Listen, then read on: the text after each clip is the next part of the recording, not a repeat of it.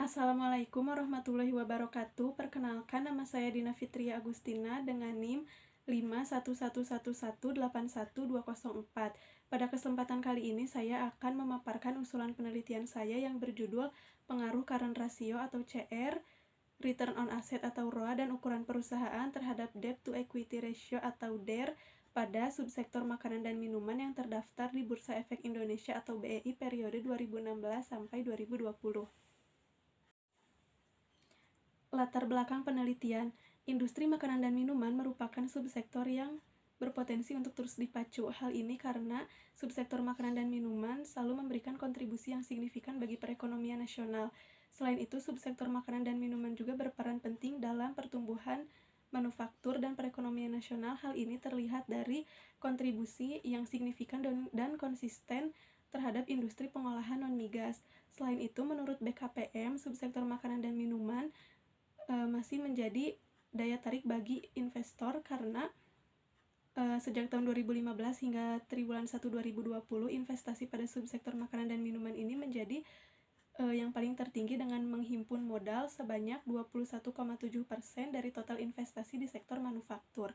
Lalu jika dilihat dari grafik DER di samping, subsektor makanan dan minuman itu memiliki DER yang berfluktuasi selama periode 2016 sampai 2020, di mana fluktuasinya itu merupakan fluktuasi yang tertinggi di antara subsektor lain yang ada di sektor barang konsumsi.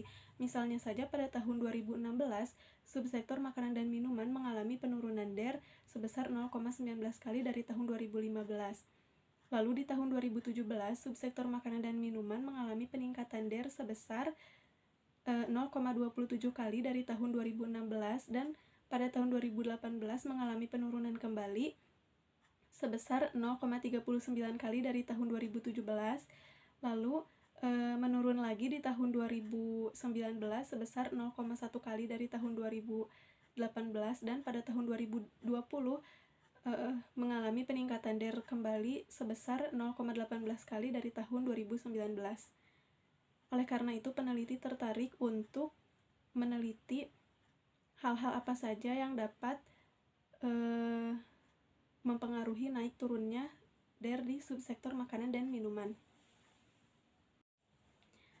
Gambar di samping merupakan grafik rata-rata current ratio, return on asset, dan debt to equity ratio pada subsektor makanan dan minuman yang terdaftar di BEI periode 2016 sampai 2020, di mana current ratio pada tahun 2016 ke tahun 2017 mengalami peningkatan dari yang semula sebesar 133,45% menjadi 160,63%, dan di tahun yang sama debt to equity ratio atau DER mengalami peningkatan dari 0,88 kali menjadi 1,15 kali. Selanjutnya, CR pada tahun 2019 ke tahun 2020 mengalami peningkatan dari yang semula sebesar 249,47% menjadi 573%. Dan di tahun yang sama, DER mengalami peningkatan dari yang semula 0,66 kali menjadi 0,84 kali. Hal ini tidak sesuai dengan teori yang menjelaskan bahwa jika current ratio tinggi, maka perusahaan mempunyai dana internal yang tinggi, sehingga perusahaan akan menurunkan hutangnya, menurut Noviandini dan Melas 2017. Lalu, return on asset pada tahun 2019 ke tahun 2020 mengalami peningkatan dari yang semula sebesar 9,98% menjadi 32,81%, dan di tahun yang sama, DER mengalami peningkatan dari 0,66 kali menjadi 0,84 kali. Hal ini tidak sesuai dengan teori di mana jika perusahaan memiliki laba yang besar, maka perusahaan akan menggunakan laba ditahan sebelum menggunakan hutang, menurut Arianto 2020. Lalu, gambar di samping ini adalah rata-rata ukuran perusahaan dan DER pada subsektor makanan dan minuman yang terdaftar di BEI periode 2016 sampai 2020, di mana ukuran perusahaan pada tahun 2017 ke tahun 2018 mengalami peningkatan dari yang sebesar 24,85 menjadi 26,92, sedangkan DER di tahun yang sama mengalami penurunan dari 1,15 kali menjadi 0,76 kali. Selanjutnya, di tahun 2018 ke tahun 2019, ukuran perusahaan mengalami peningkatan dari 26,92 menjadi 28,06, sedangkan di tahun yang sama DER mengalami penurunan dari 0,76 kali menjadi 0,66 kali. Hal ini tidak sesuai dengan teori karena Perusahaan yang memiliki ukuran yang besar akan cenderung menggunakan dana eksternal berupa hutang, karena kebutuhan dana akan semakin meningkat seiring dengan pertumbuhan perusahaan, menurut Rahmadani, Ananto, dan Andriani tahun 2019. Lalu di sini terdapat identifikasi masalah di mana yang pertama adalah bagaimana kondisi current ratio, return on asset, ukuran perusahaan, dan debt to equity ratio pada subsektor makanan dan minuman yang terdaftar di Bursa Efek Indonesia periode 2016 sampai 2020. Yang kedua, bagaimana pengaruh current ratio terhadap debt to equity ratio pada subsektor makanan dan minuman yang terdaftar di Bursa Efek Indonesia periode 2016 sampai 2020.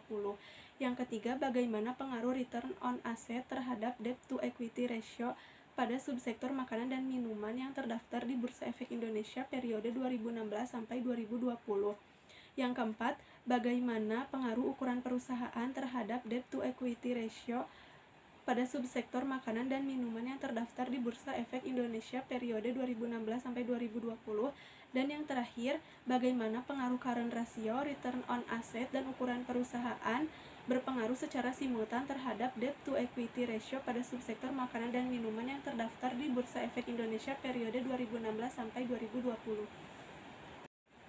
Lalu di sini terdapat maksud dan tujuan penelitian, di mana maksud dalam penelitian ini adalah untuk mengetahui pengaruh current ratio, return on asset, dan ukuran perusahaan terhadap debt to equity ratio pada subsektor makanan dan minuman yang terdaftar di Bursa Efek Indonesia periode 2016 sampai 2020. Adapun tujuan dari penelitian ini yang pertama, untuk mengetahui kondisi current ratio, return on asset, dan debt to equity ratio pada subsektor makanan dan minuman yang terdaftar di Bursa Efek Indonesia periode 2016 sampai 2020. Yang kedua, untuk mengetahui pengaruh current ratio terhadap debt to equity ratio pada subsektor makanan dan minuman yang terdaftar di Bursa Efek Indonesia periode 2016 sampai 2020. Yang ketiga, untuk mengetahui pengaruh return on asset terhadap debt to equity ratio pada subsektor makanan dan minuman yang terdaftar di Bursa Efek Indonesia periode 2016 sampai 2020.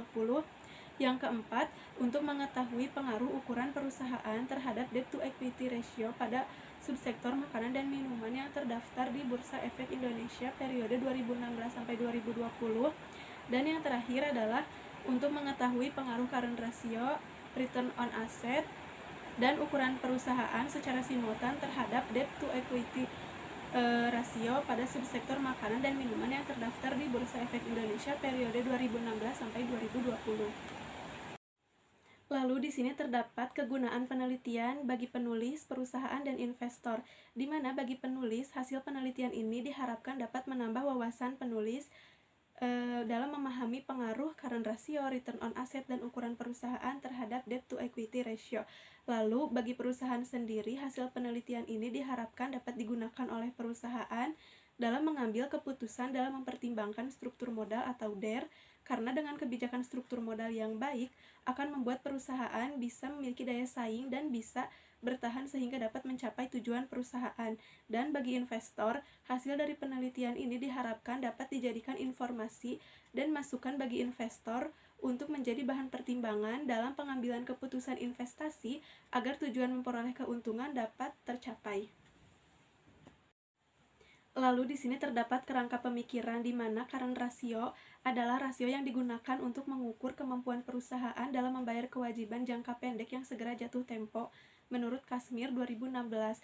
Lalu return on asset adalah rasio yang digunakan untuk mengukur kemampuan perusahaan dalam menghasilkan laba dengan menggunakan total aset yang dimiliki menurut Kasmir 2016. Lalu di sini ada ukuran perusahaan adalah besar kecilnya suatu perusahaan dapat diukur dengan total aktiva menurut Hartono 2015. Dan debt to equity ratio atau DER adalah rasio yang digunakan untuk menilai hutang dengan ekuitas menurut Kasmir 2016. Gambar tersebut merupakan paradigma penelitian di mana H1 current ratio berpengaruh negatif terhadap debt to equity ratio, H2 return on asset berpengaruh negatif terhadap debt to equity ratio, H3 ukuran perusahaan berpengaruh positif terhadap debt to equity ratio, dan H4 current ratio, return on asset, dan ukuran perusahaan secara simultan berpengaruh terhadap debt to equity ratio. Lalu terdapat metode penelitian. Yang pertama ada populasi dan sampel. Populasi dalam penelitian ini adalah perusahaan subsektor makanan dan minuman yang terdaftar di BEI periode 2016 sampai 2020, yaitu berjumlah 30 perusahaan. Untuk sampelnya sendiri berjumlah 13 perusahaan yang dipilih melalui teknik purposive sampling. Yang kedua ada jenis dan sumber data. Jenis data yang digunakan adalah data panel, sedangkan sumber datanya yaitu data sekunder yang diperoleh dari laporan keuangan yang diunduh melalui website IDX Statistik dan IDN Finansial. Yang ketiga ada teknik pengumpulan data, di mana teknik pengumpulan data menggunakan metode dokumentasi dan penelitian kepustakaan. Lalu yang keempat ada teknik pengolahan data, ada editing dan tabulating.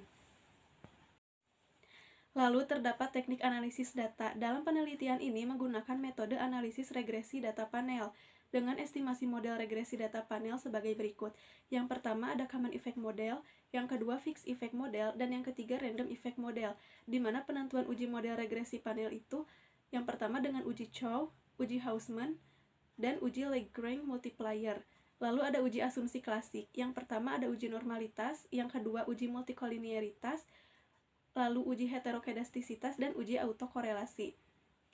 Kemudian terdapat pengujian hipotesis, di mana pengujian hipotesis ini digunakan untuk mengetahui ada tidaknya pengaruh dari variabel independen terhadap variabel dependen, baik secara parsial dengan uji T ataupun secara simultan dengan uji F.